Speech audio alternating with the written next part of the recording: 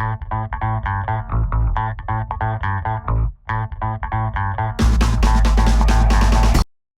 this is John Colo with OKRaw.com. Today we have another exciting episode for you, and in this episode what I'm going to do is share with you guys my top 10 reasons why you shouldn't buy conventional produce.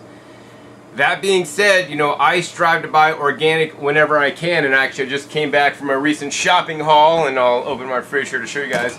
I mean, I got lots of organic blackberries here. These things were like 50 cents each for organic blackberries. I got tons of organic strawberries. These guys were like 75 cents each. I got organic celery hearts. They were like $1 each. Organic purple carrots, $1 a pound. Organic romaine hearts, $1. I got a whole box of organic apples on the top shelf. Anyways, $5. Anyways, as you guys can see, you know, I try and strive to buy as much organic as I possibly can.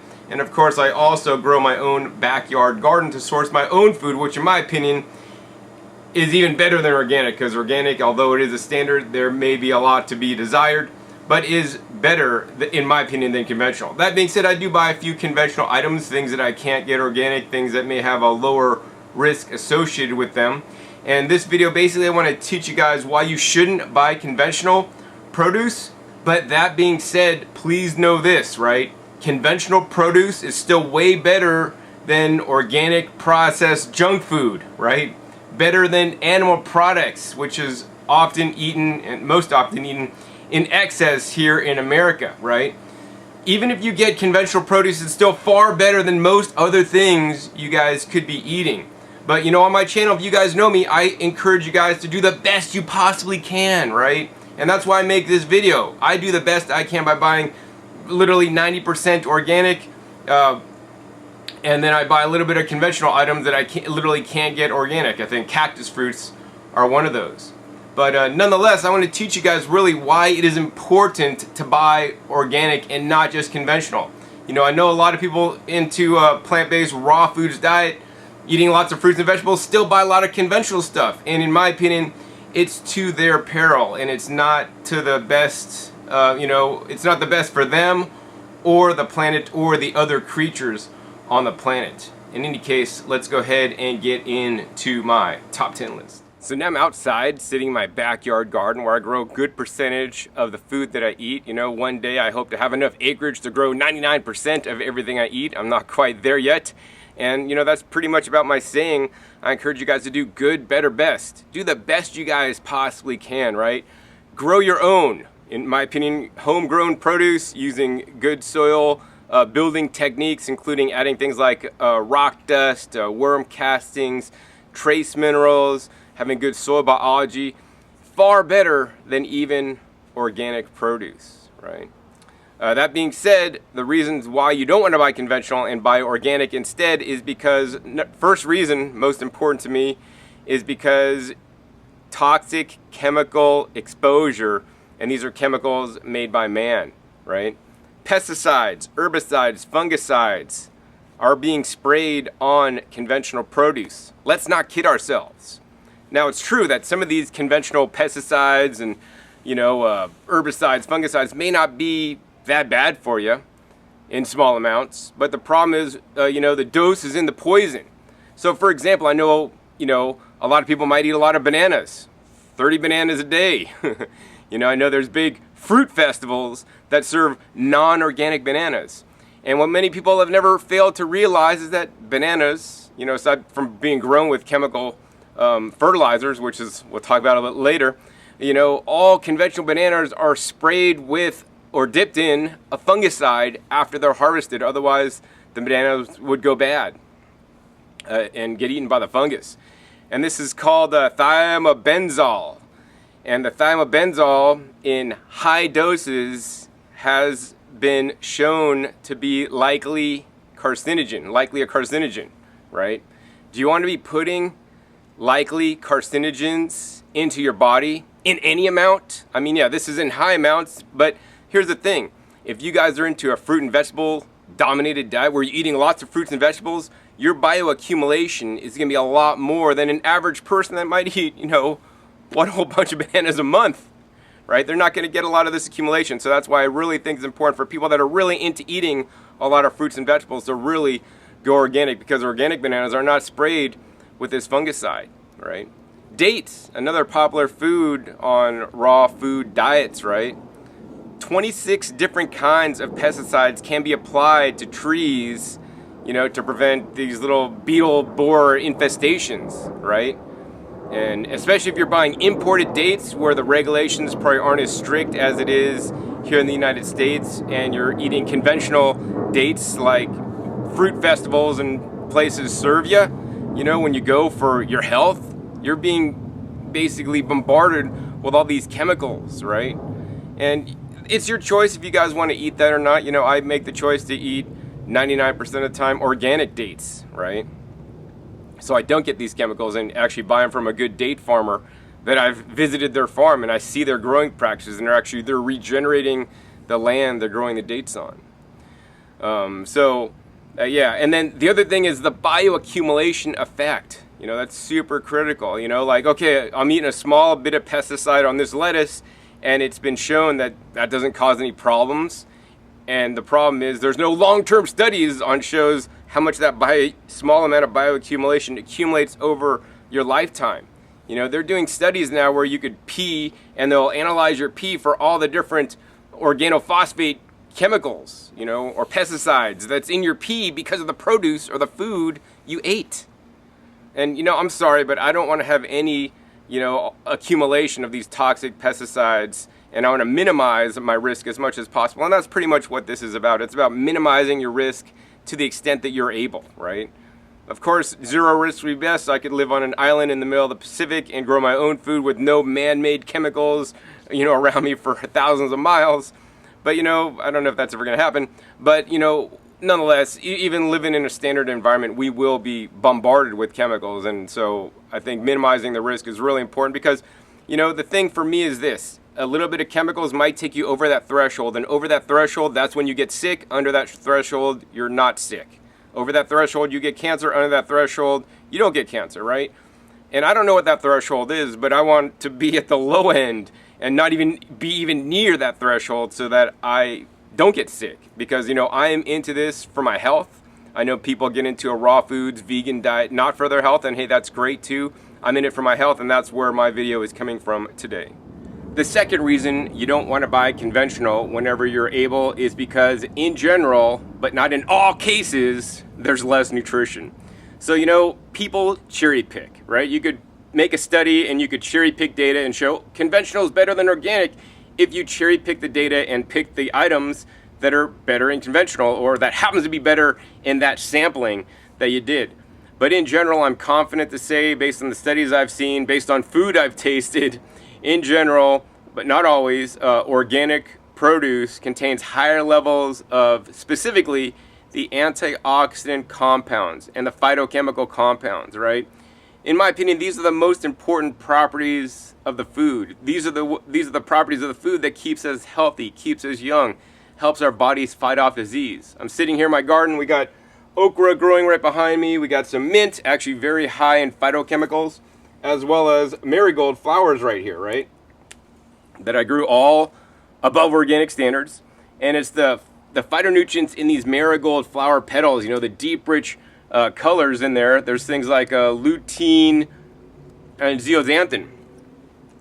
And these are good for us. I mean, they make supplements out of the marigold petals, actually. You could buy it in a supplement, or you could just eat the marigold flowers. Anyways, in conventionally grown food, you know, these nutrients can be significantly lower. And so I want to maximize my phytonutrients and minimize my pesticide exposure. And so that's another reason why you shouldn't buy conventional whenever you can. So another reason why you should not buy conventional food is because the regulations on conventional food are much lower than organic food. With organic food, there are specific regulations that must be met or the food cannot be considered organic. For example, food cannot be genetically modified if it is organic. So if you're eating conventional, it may be genetically modified, right? And the other thing about that, besides just the GMOs, which is a whole issue unto itself, which I'm not a big proponent or I'm not a big fan of GMOs. I think in general, they really need to be controlled and more testing done on them.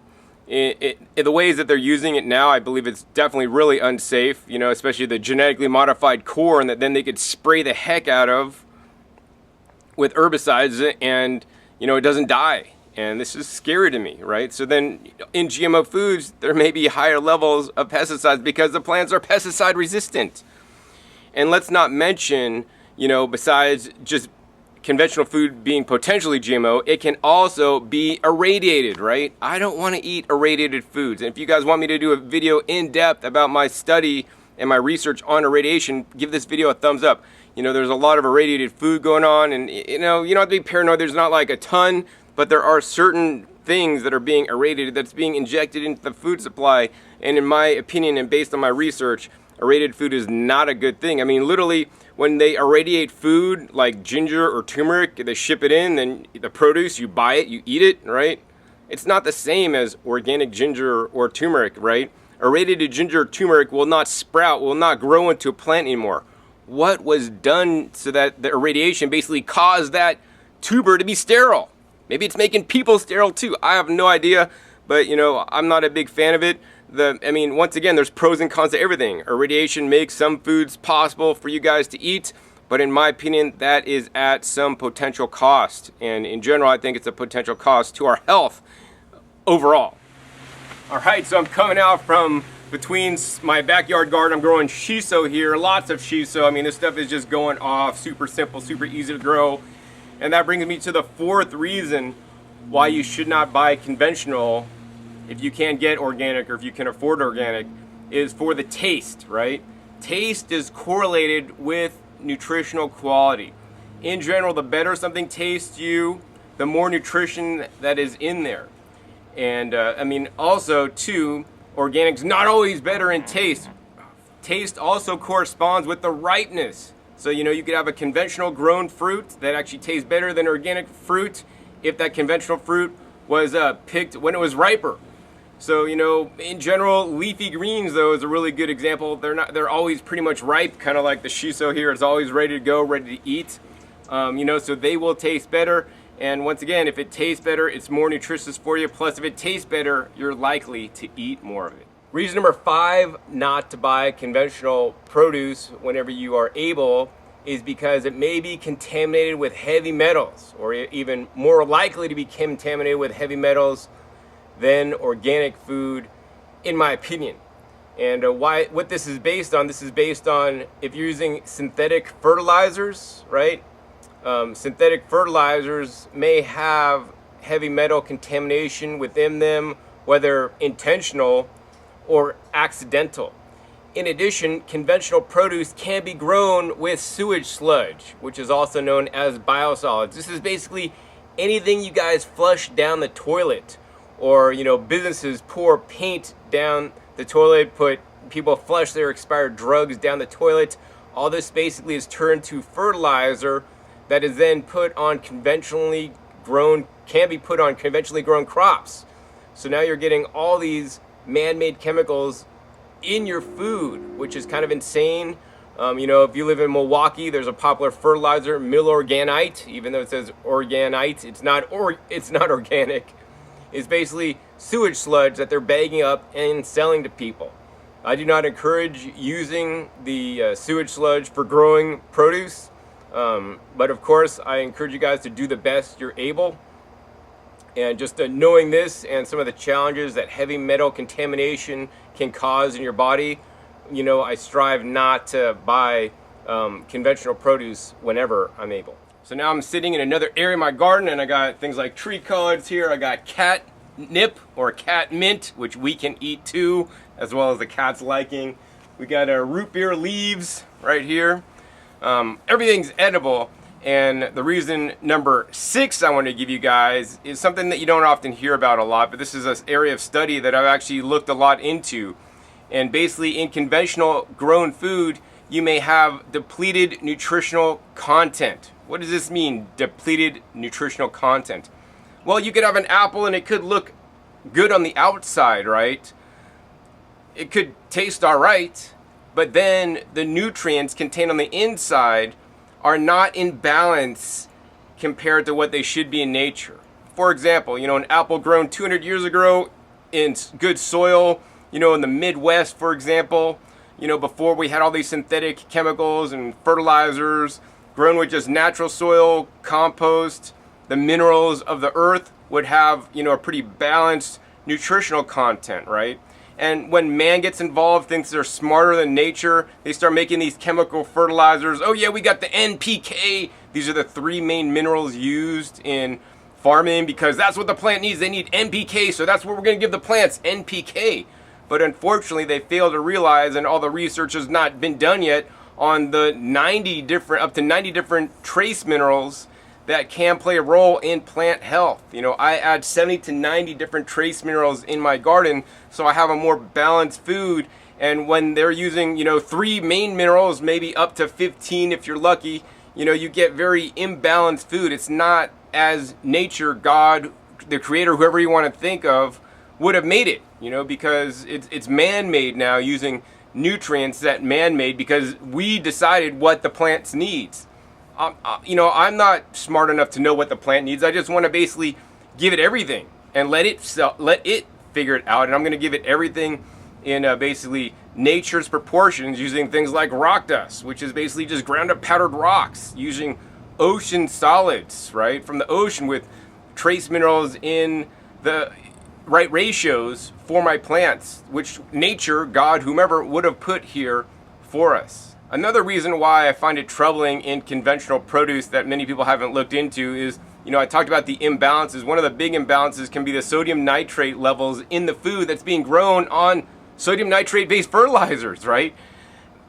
The plant's only going to uptake whatever you give it, right? If you're giving it synthetic fertilizers, it's going to uptake, once again, imbalances, a lot higher amounts of the sodium nitrates. As kids, my mom wouldn't allow us to eat regular hot dogs. We had to get sodium nitrate free hot dogs because, back then my mom saw that it was linked to cancer and she didn't want us getting sick or getting cancer. And good thing, because as we know now, processed meats are some of the worst foods you guys could be eating. And I surely don't want to get imbalances of some of these, synthetic fertilizer minerals in me. And I would encourage you guys not to want that either. Reason number 7 why you don't want to buy conventional produce whenever you're able is because it destroys the soil fertility, which is our planet here, right? Here I have some soil from my garden. No man-made chemical pesticides, herbicides, or fungicides have ever been used on my soil here. And actually, the soil that I'm holding in my hand is much better than the soil that was originally here in my backyard. So I'm actually making the planet a better place.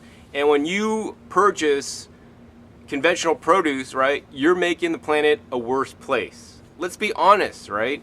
That's just what happens. They're using synthetic fertilizers which kill the soil microbiome, right?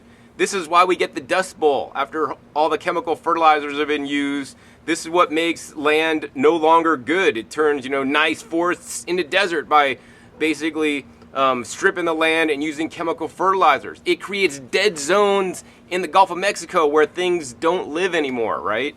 Let's not kid ourselves, right? And if you're eating animal products, even worse, because now they're growing the corn, and they have to grow a lot of corn to feed the animals so that you could eat the animal, right? And that's even worse because it's multiplying the effect 10 or 100-fold even, But yeah, who would want to knowingly destroy our beautiful planet? I mean, I don't want to destroy our planet. I wouldn't dump used automotive oil in the soil, right? But literally, synthetic chemical fertilizers are derived from natural gas and oil. And so that's what's happening when you're purchasing conventional produce. You're supporting those farmers so that they continue to basically mess up our soil and mess up our planet. Reason number 8 not to purchase conventional produce whenever you're able is because the chemical pesticides can be actually quite harmful to other creatures, other earthlings on the planet, whether the birds, the bees, wildlife, with overspray or runoff, or even the farm workers that have to apply these pesticides, to the food you're buying, right? I don't know if you guys can see it, but I just saw a few bees flying around in my garden. And you know, the neonicotinoid pesticides basically killed bees. The bees were not the intended target, but they're literally an innocent bystander. If you're like in a bank, you're just getting robbed, you just happen to be making a withdrawal that day, you get shot, you're an innocent bystander. You didn't do nothing, man. And you're causing damage to other creatures on the planet, whether they're birds, bees, insects, you know, wildlife, frogs, rabbits, whatever, when you support chemical farming. Now, I'm not going to say organic farming is all good, right? They could still use organic approved pesticides and herbicides, but at least they are derived from natural chemicals that in some instances and many instances are less toxic, although there are some reports online that say they can be more toxic. But nonetheless, good, better, best is what I like to say, and at least organic is a step in the right direction. Even better than that, go one step further and grow your own. Today I was spraying in my garden, right? But what was I spraying? I was spraying something called H2O. That's a new chemical pesticide. It's known as water. I was spraying high pressure water on my plants to blast off the bugs, to basically dislodge them, get them off my plants, right? 100% harmless unless you choke on it, right? So anyways, do the best you can and support organic whenever you're able.